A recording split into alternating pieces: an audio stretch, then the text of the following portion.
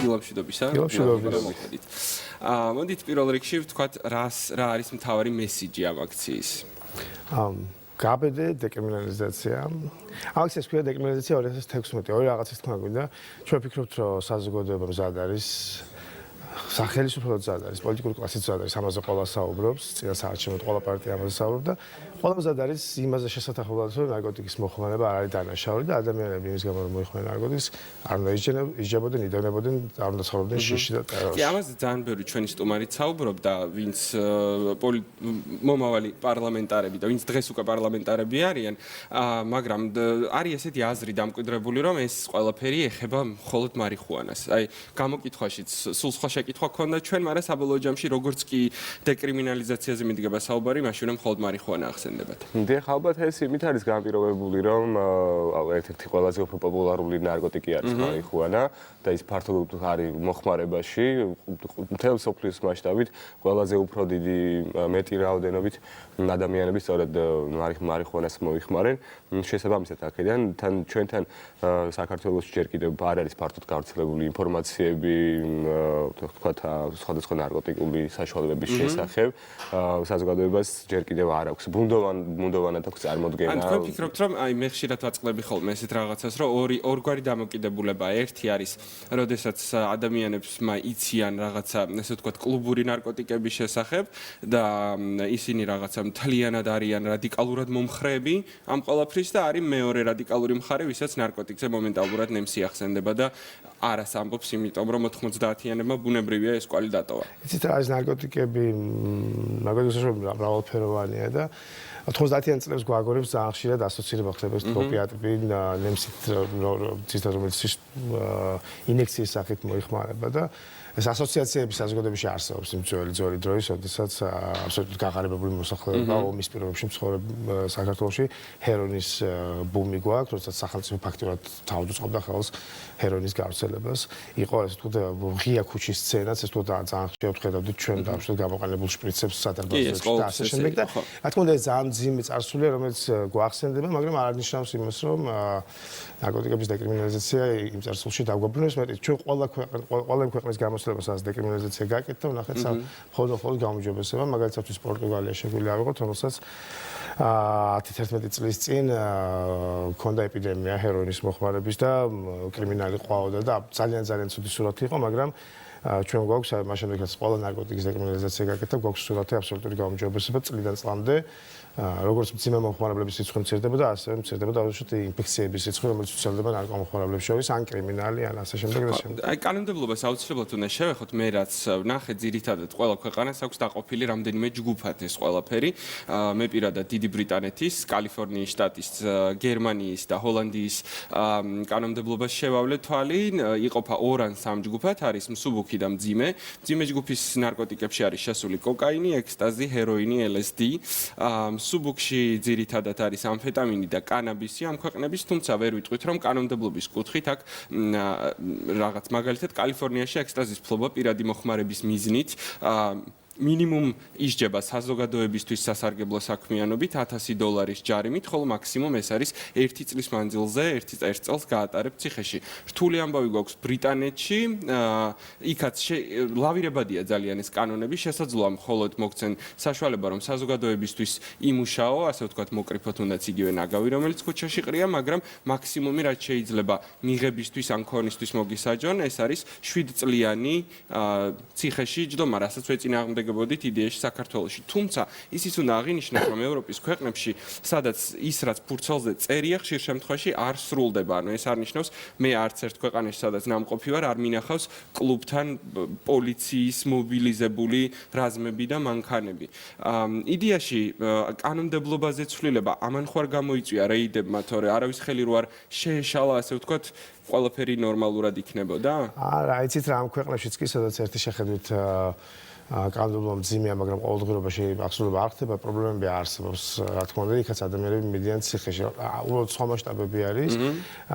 რა თქმა უნდა, ისიც უსამართლოა, რაც ევროპის ბევრ ქვეყანაში ხდება, ჯერ კიდევ არ არის დაძრული ბოლომდე პროცესი ჰუმანიზაციის, თუმცა რა შედარება არის საქართველოსთან. რეიდების მომატება არ არის მიზეზი, რატომაც ჩვენ ეს აქციები დავაანონსეთ ახლა დეკემბერს. ჩვენ წლებია უკვე სამოქალაქო საზოგადოება, რაც მუშაობთ ნარკოპოლიტიკის ჰუმანიზაციის მიმართულებით და ბევრი ეტაპი გაიარა ამ მოძრაობამ. ხან იყო აქცენტი მარიხუანაზე და დღესაც ნაწილი საზოგადოების ელოდება რაღაც მარიხუანას რეფორმა გაკეთება მთავრობის მიერ. მთავრობას რაღაც სიგნალებს იძლევა, რომ რაღაც დიდი ნაბიჯი გადაიდგება. გუშინ ქონდათ ხო შეხვედრა პარლამენტში როგორც ვიცი? გუშინ ქონდა ჩვენ შეხვედრა, აი ბექა იყო ამ შეხვედრაზე ჯანდაცვის კომიტეტთან, იქნებ ორი სიტყვა შეგვაწიო შენც. კი, ნუ ჩვენ შეხვედრაზე ძირითადად სწორედ ამ საკითხებს შევეხეთ, ბუნებრივია, როგორ წავა რეფორმა, იმედის მომცემი არის ჯანდაცვის კომიტეტი, რომელიც აბსოლუტურად რაციონალურად უყურებს ნარკოპოლიტიკის რეფორმირების საკითხს და ეს არ არის რაღაც არც მსუბუქი მძიმე ნარკოტიკების დაყოფაზე და თქვათ რაღაც გავრცელებაზე. თქვენ ახსენეთ და პირველ რიგში ჩვენ უნდა ვთქვათ, რომ სწორედ მძიმე ნარკოტიკის მომხმარებლებს სჭირდებათ რეფორმა. ნარკოპოლიტიკის რეფორმა უნდა დაეყრდნოს პირველ რიგში მათ ინტერესებს, იმიტომ რომ რეალურად დახმარებას ან სახელმწიფოს ხელს ისინი საჭიროებენ სწორედ და არა მარიხუანას მომხმარებლები. მარიხუანას მომხმარებლებს ყველაზე ნაკლებად სჭირდებათ რეფორმა, ჩემი აზრით. ნუ თუ არ ჩავთვლით იმას, რომ რა თქმა უნდა სასჯელები მკაცრია და ის უნდა ყველას უნდა შეეხოს. მაგრამ სწორედ ამ თემებზე ვისაუბრეთ პარლამენტშიც. იქ არიან მომხრეები, ნუ აზრები პრინციპში შეგვიძლია ვთქვათ, რომ ორად არის გაყოფილი შიგნით, მაგრამ ნუ დარწმუნებული ვარ და იმედი გვაქვს, რომ ჩვენ აუცილებლად ერთობლივი მუშაობით შევძლებთ ამ კანონმდებლობას. ფაქტობრივად საკითხი დგას ესე, რომ თუ რამდენიმე წლის წინ საკითხი დგას ზოგადად ამაზე საუბარი შეიძლება, თუ რა დღეს საკითხი დგას, რა დოზით უნდა გავაკეთოთ რეფორმა. ის რეფორმა უნდა გაკეთდეს, ორი აზრი არ არის.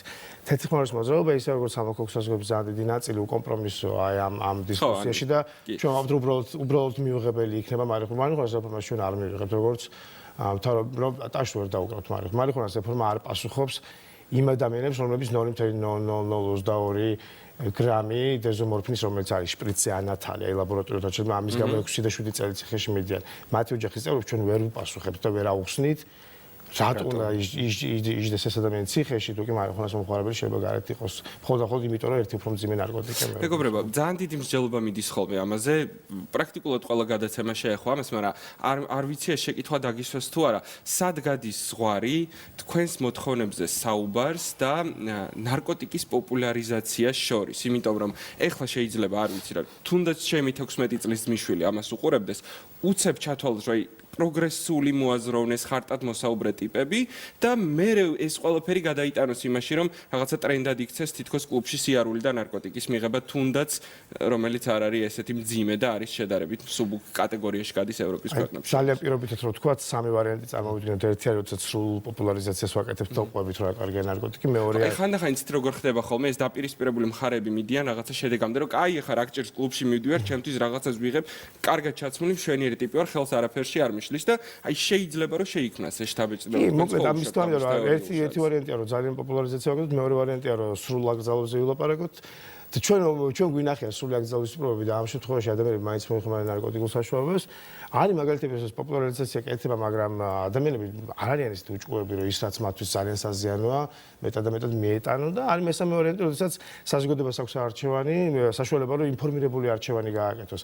ზღვარი ძნელი გასწავლებია, მაგრამ ის ადამიანები, რომლებიც ამ სფეროში იმუშავებენ, მათ სიმართლე უნდა ილაპარაკონ. არც ის არის კარგი, როდესაც დავშვა ნარკოტიკულ საშუალებებს და საქართველოში სახელმწიფო სისტემაში თქვენ ნახავთ სახელმწიფოებს სადაც ტყუილები წერია უბრალოდ ნარკოტიკულ საშუალებებთან დაკავშირებით. ეს არ არის სწორი გზა მოთხოვნის შემცირების. სახელმწიფოს ინტერესია რომ მოთხოვნა შეამციროს საზოგადოებაში, მაგრამ ტყუილებით ეს არ უნდა გააკეთოს. მე ვფიქრობ, რომ ეს ზრდის კიდეც ალბათ სურვილს რომ გასინჯო. ისეთი რაღაცა წერია, კი, თვითონ წიგნში, რომ რეალურად უფრო ზრდის ინტერესს. ამაზე ისინი ფიქრობენ, რომ ანტიპროპაგანდაა, მაგრამ სინამდვილეში ეს კიდევ უფრო უკუ ეფექტი შეიძლება ქონდეს. მე ესე წარმომიდგენია ყოველ შემთხვევაში, მით უმეტეს ახალგაზრდის თვალში, რომელიც მიდრეკილი არის იმისკენ, რომ რაღაც სიახლეები გაიგოს, ხო? 10 დეკემბრის აქციაზე რა აქტივობა იგეგმება კონკრეტულად? ესე იგი 10 დეკემბრის აქცია გაიმართება პარლამენტთან 5 საათზე შაბათს. ჩვენ გვეყოლება იქნებიან გამომსვლელები, სიტყვის გამომსვლელები, აქ მთავარი გზავნილი არის ჩვენი რომ გაბედე როგორც თქვით და ეს გამბედაობა პირველ რიგში მიემართება მათ შორის მომხმარებლებს, ადამიანებს, რომლებიც მოიხმარენ ნარკოტიკულ საშუალებებს. ჯერ კიდევ ძალიან დიდი არის თვით სტიგმა სამწუხაროდ და ჯერ კიდევ ბევრი ადამიანი ბოლომდე არ არის მზად რომ ღიად გამოვიდეს და დააფიქსიროს საკუთარი თავი და საკუთარი არსებობა უბრალოდ. შესაბამისად ეს იქნება მთავარი გზავნილი, ხოლო მეორე გაბედე მიემართება ბუნებრივია ხელისუფლებას, რომელმაც კი არ უნდა გაბედონ, უკვე აუცილებლად უნდა გაბედონ დეკრიმინალიზაცია. ნუ მოკლედ წარმატებები ფინალისტთვის შეგვიძლია ესეთი რაღაც ვთქვათ, რომ თუ თვლით რომ ზრდასრულ ადამიანებს აქვთ უფლება მართონ საკუთარი ცხოვრება, მაშინ მათ უნდა კონდეთ არჩევანის საშუალება და მეორე რაც ყველაზე საინტერესო შეიძლება ინტერნეტში ნახო, ეს არის ფრაზა რომ სინამდვილეში ნარკოტიკები არ ხდის დამოკიდებულს, ეს არის სურვილი გაექცე რეალობას, რაც ხდის რაღაცაზე დამოკიდებულს და ალბათ მნიშვნელოვანია რომ იმ მიზეზებზე ზრუნვა, რომ არავის არ მოუნდეს რეალობიდან გაქცევა.